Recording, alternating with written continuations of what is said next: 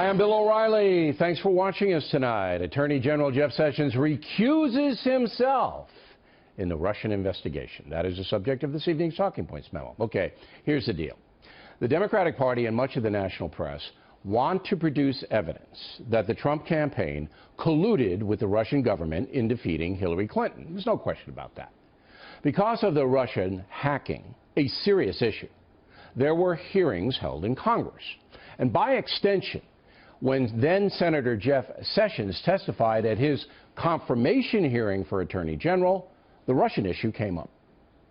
If there is any evidence that anyone affiliated with the Trump campaign communicated with the Russian government in the course of this campaign, what will you do?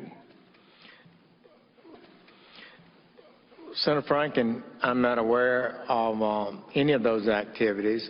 I have been called a surrogate at a time or two in that campaign, and I did not have communications with the Russians, and I'm unable to comment on it. Now, last night, the Washington Post published a story that said then Senator Sessions did meet with the Russian ambassador twice last year.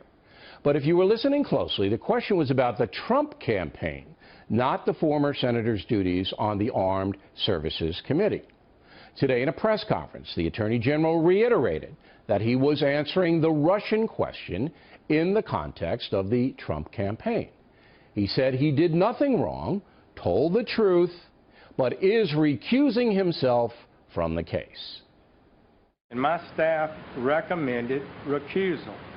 They said that since I had involvement with the campaign, I should not be involved in any campaign investigation.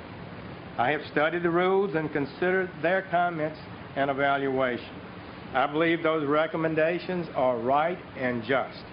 Therefore, I have recused myself in the matters that deal with the Trump campaign. Talking Points believes Mr. Sessions did the right thing. The FBI is currently investigating whether Russians influenced the presidential vote and who was involved. The investigation has to be above reproach, and that's why the Attorney General is now out of it. One footnote: not one single Democrat in Congress, not one, called for then Attorney General Loretta Lynch to recuse herself from the Hillary Clinton investigation after she met with Bill Clinton at a Phoenix airport. There was absolutely no call for recusal by the Democrats, so once again, hypocrisy is on full display. Now, here's what should happen going forward. The FBI should continue its investigation, and Director Comey should testify in front of Congress. If during that testimony there's evidence the Trump campaign colluded with the Russians in any way, then a special prosecutor should be appointed. That's what should happen. A methodical investigation by the FBI and a determination by Congress whether a special independent probe is necessary. I think that is a fair, honest, and efficient game plan in this intense political climate. Finally, even though the press does want to destroy President Trump, the American people should want to know. We should want to know if there were any secret dealings with the Russians during the campaign. That's a very important story that should be defined. And that's a memo. Now for the top story tonight. Reaction joining us from Washington, Hans von Spakovsky, Senior Legal Fellow at the Heritage Foundation, and Tom Dupree, former Deputy Assistant Attorney General under President Bush the Younger. Now, gentlemen, we spoke earlier today in relation to this case, and you both said the Attorney General should not recuse himself. I dissented, all right? Now that he has, Mr. Dupree, have you reconsidered? Bill, my view all along has been I did not want to see the Attorney General pushed into recusal based on the drumbeat from the media and the calls from the Democrats for his resignation. What we heard just earlier today was heartening to me, that he did exactly what he said he was going to do in his confirmation hearing, which was consult with the ethics officials in the Justice Department and reach his own decision, which he did. So I'm satisfied with this resolution, and I respect it. All right, but he was pushed, Mr. Dupree. He was pushed. The Washington Post pushed him, and so did the Democrats, because he was under intense pressure. So that is true, is it not? They pushed him, but from my reading or my watching the press conference and what he had to say, I certainly did not get the sense that he was uncomfortable or felt that he was forced into this decision. Rather, this is something that he and his colleagues decided was in the best interest of the country. All right, Mr. Spokowski, how do you see it? Well, the only thing I would say was that I thought it was premature. At the moment, there isn't anything before the Attorney General to recuse himself from. Everything is in the hands of the FBI.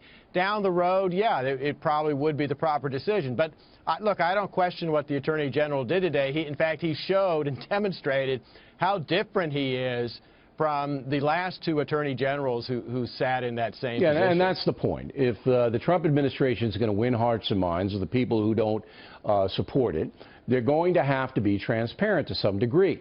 And everybody knows that, and she admitted it herself, that Attorney General Lynch should not have met privately with Bill Clinton while his wife was under federal investigation for the emails and all of that. Yet the hypocrisy, and I think everybody knows, even the Democrats have to know how hypocritical they are by coming down on Sessions but ignoring Loretta Lynch for almost the exact same thing, by the way, because we don't know what Mrs. Lynch and Mr. Clinton talked about. Nobody was there and it wasn't recorded. And we don't know at this point, although I tend to believe Mr. Sessions, that there wasn't any campaign chat with the Russian ambassador. So hypocrisy off the chart, but again, Sessions did the right thing. And, you know, the Trump administration has got to convince people, Mr. Dupree, that it is in business to represent all Americans, not just a segment of them. I think that's right. And look, Bill, I think that this is good coming on the heels of the president's address to the joint session of Congress, where he struck a tone of optimism, of reasonableness. And I think the Attorney General's remarks today fall well within that category, that they are going to be reasonable. They're going to take the interest of all the people into account and make decisions on the basis of what's best for the country. Now, what I expect to see tomorrow, Mr. Spokowski, is a spin from the left saying that because the Attorney General recused himself, he's somehow under suspicion. Even though a recusal is not that, it's just basically, look, I don't want to have anything tainted. I want the investigation to go along transparent. But I expect to see that spin. Do you? I do. And I think it's very important to point out to people that of the two meetings that he had, the first one wasn't really a meeting. It was him giving a keynote speech to about 100 ambassadors and their staff.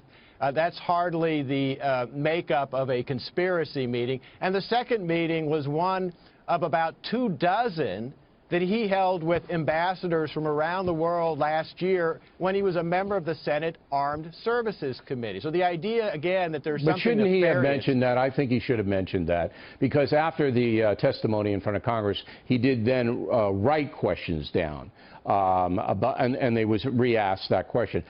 And it's hindsight. I mean, believe me, it's hindsight. But, you know, if you're going to be in this powerful position, you really got to get everything on the table. You could have said just what you said, Mrs. Spokowski. Hey, look, you know, I met with 100 guys, and the Russian ambassador was one of them.